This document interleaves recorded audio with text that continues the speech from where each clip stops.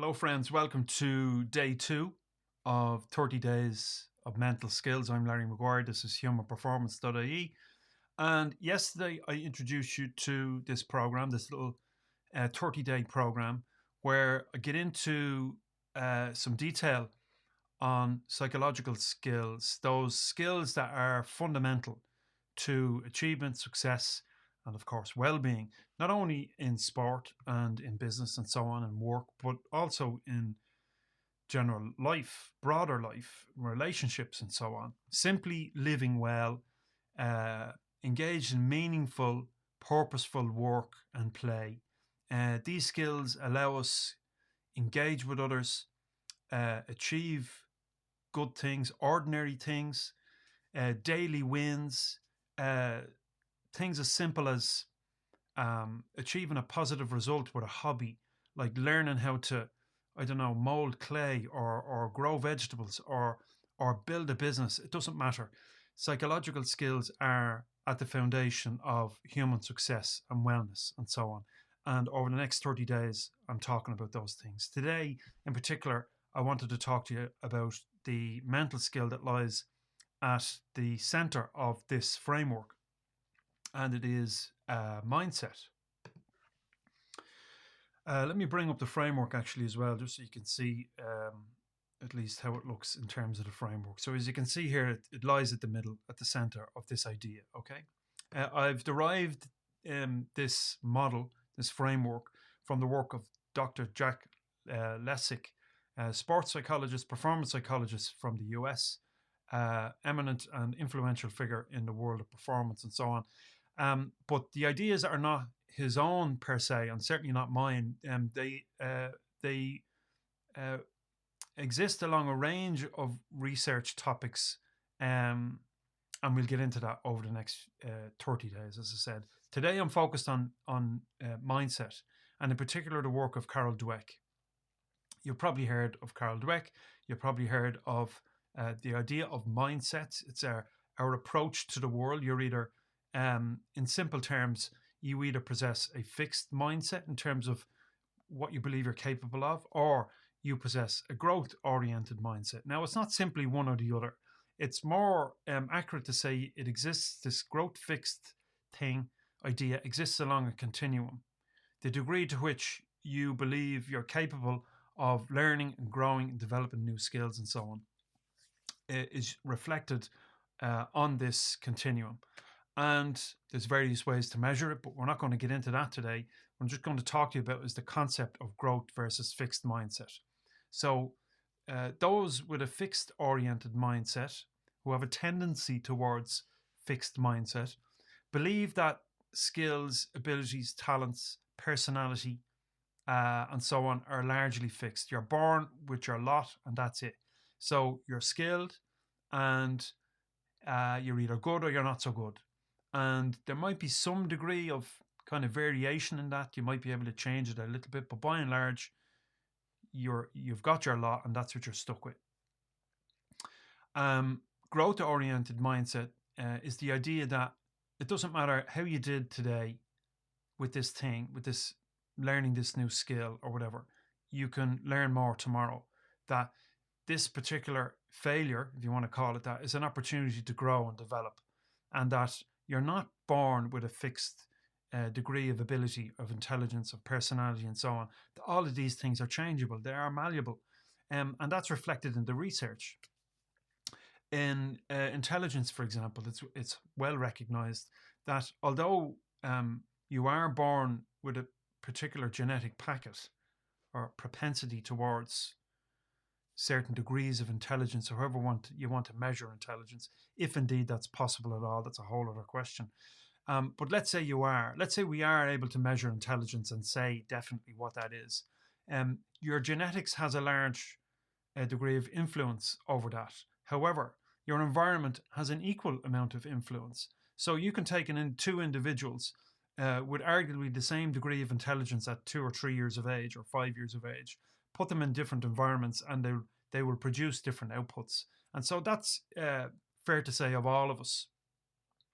Our parents provide us with a particular genetic makeup, but it's our environment allows that genetic makeup to flourish or not. and how we're reared and the beliefs that were afforded from our parents and our peers and our brothers and sisters and our family and so forth. So if the environment is such that you and I can grow and develop, well, then the chances are we can achieve a lot, and we can develop healthy ideas of ourselves. And what I mean by that is we believe that it doesn't matter how difficult this is. I believe that if I put in the effort, I can get a better result the next day. Um, it's not unusual to see those who are highly skilled naturally, you might say, although I'm a little bit cautious about using that word. So those who at the outset appear to possess higher skills in a particular thing than someone else. Let's say academia. And so if that person is highly skilled and they possess a fixed mindset around their ability to grow and develop, research has shown that oftentimes those individuals can be reluctant to express their skills. Instead of risking failure, they choose not to embark on the challenge at all. And they'll come up with all kinds of excuses as to why they shouldn't, because they don't like being exposed.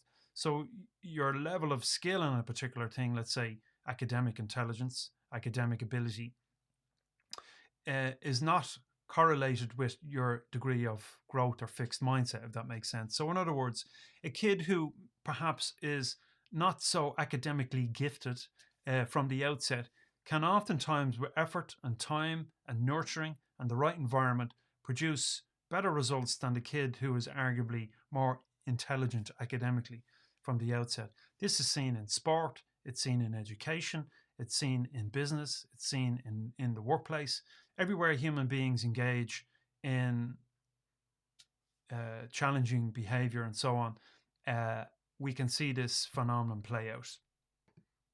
Okay, so let's say you want to achieve something and you're reluctant to try. Maybe you believe there's little point because you've failed before, so why try again? Okay, well, you're stuck with that unless you decide something different. I know that seems obvious, but the fact of the matter is, unless you go where it is difficult, you'll never afford yourself the opportunity to learn something.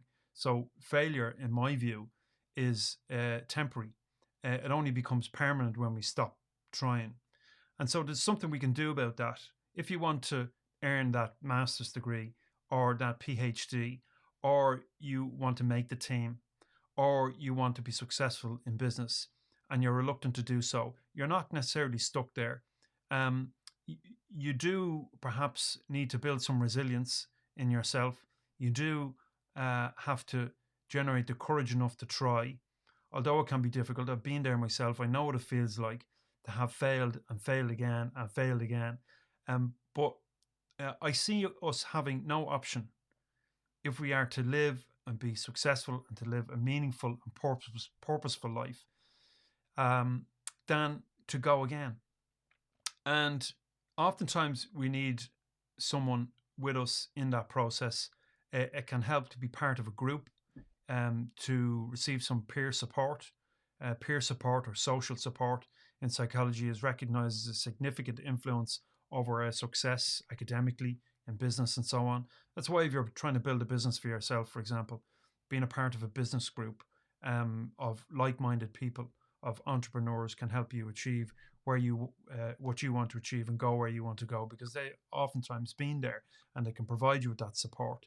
It's difficult when you're on your own. So my tip for you is, don't go alone. Join a group of beginners, of young entrepreneurs, or whatever happens to be for you, and learn and develop and grow from them and with each other. Resilience comes about as a consequence of putting ourselves in harm's way to a degree. So be willing to learn where the risks are reasonably low, if that makes sense. So instead of jumping in with 2 feet and going all in and burning all the boats, maybe that's not a great strategy. I wouldn't recommend it. I've done it myself and it doesn't work. So I would recommend baby steps, slow and steady. Try something new where it's safe. maybe where the financial risk is low, where you can maybe build some self-efficacy around the particular thing you're doing. Maybe you're going back to school after a long period away. You're leaving the workforce to go back to college and earn your degree or earn your master's or whatever. And that's a difficult thing to do because you feel a little bit weird, you know. You feel that this environment is novel and new and maybe a little bit dangerous because I don't really have too much confidence. So maybe do a short course initially. Maybe go attend classes at night with people who are studying in the evening just like you. And that's what I did for a number of years. And you meet peers who are on the same path as you. And so you can support one another. That's a really key element. Setting goals that are achievable can also help with this building confidence and self-efficacy around whatever it is you want to do, whatever it is you want to achieve. Oftentimes we can, like I said just now, be inclined to jump in with 2 feet and take on too much at once.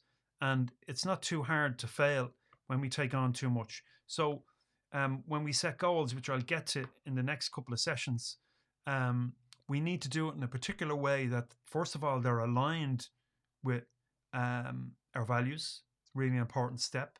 That's coming up around about day 10, I think, something like that.